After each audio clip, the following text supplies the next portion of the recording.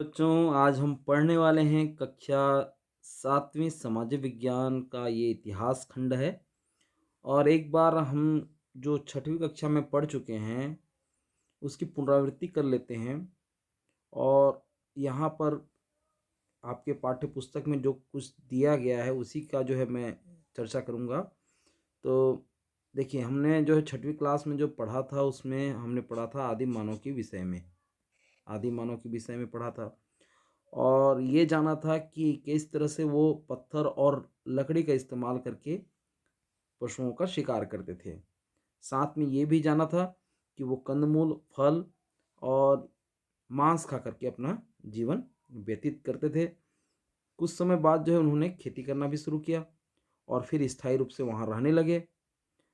इसी बीच में हमने ये भी पढ़ा था कि सिंधु घाटी सभ्यता जो कि हड़प्पा सभ्यता है, तो सिंधु घाटी की जो सभ्यता के बारे में भी हमने जाना कि सड़कें किस तरह से चौड़ी थी, सीधी थी और शहरों में अच्छे कारीगर रहते थे, जो तांबा और कांसा जैसे धातुओं से औजार और मूर्तियां बनाते थे। तो ये इसके बारे में भी पढ़े थे हमने।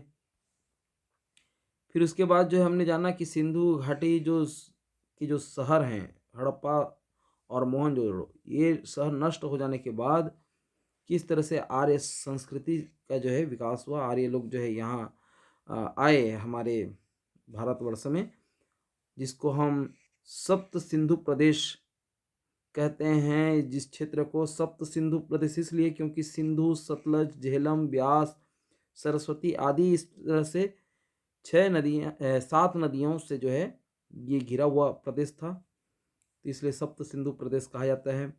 उस समय जो है संस्कृत भाषा बोली जाती थी, ये सभी भाषाओं की जननी है।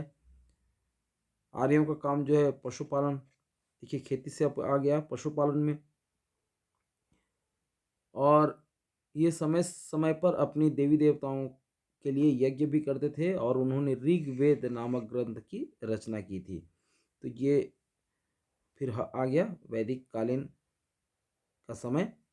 और यहाँ पर देखिए आदिम मानव के कुछ औजार भी यहाँ पर दिखाई दे रहे हैं, आप उस चीज़ को देख पा रहे होंगे।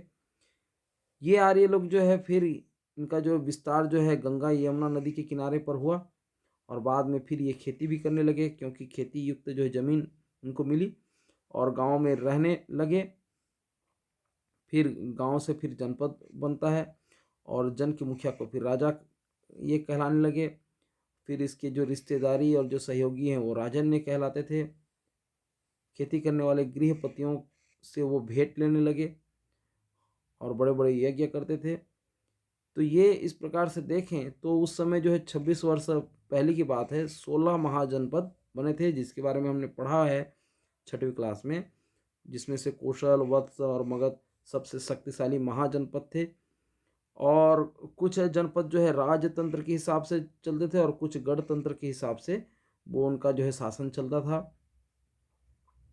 बाद में जो है महाजनपद काल में जो है धातुओं के सिक्कों का प्रचलन हुआ। उसके पहले हम देखें तो जब हड़प्पा सभ्यता था तो वस्तुओं का विनिमय से जो है व्यापार होता था। किसी ने जो है कोई वस्तु दे दी और उसके बदले में उसने अपनी वस्तु दे दी, तो इस प्रकार से चलता था। लेकिन जब महाजनपद काल में धातुओं के सिक्कों का जो है प्रचलन हुआ तब व्यापार का विकास जो है और भी ज़्यादा हुआ।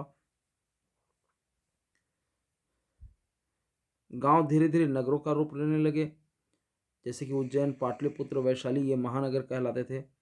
और उसी समय जो है भगवान महावीर, स्वामी महावीर और भगवान बुद्ध का जो है अवतरण हुआ और इन्होंने जो है जैन धर्म और बौद्ध धर्म की शिक्षाएं दी।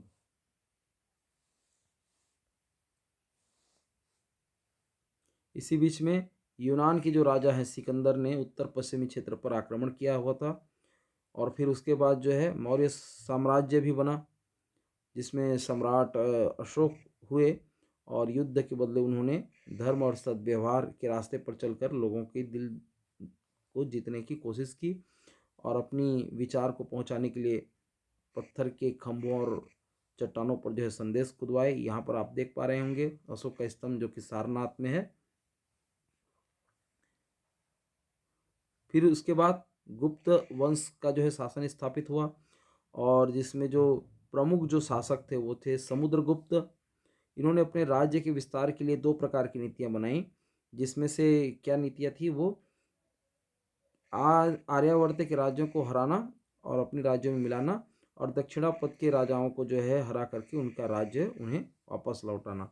तो इस प्रकार से ये गुप्त वंश की जो समाप्ति जो है हो जाती है, और फिर उसके बाद जो है छोटे-छोटे राज्य बनते हैं, जिसमें से कन्नौज के राजा हर्षवर्धन भी प्रसिद्ध थे, उनके बारे में भी हमने पढ़ा है।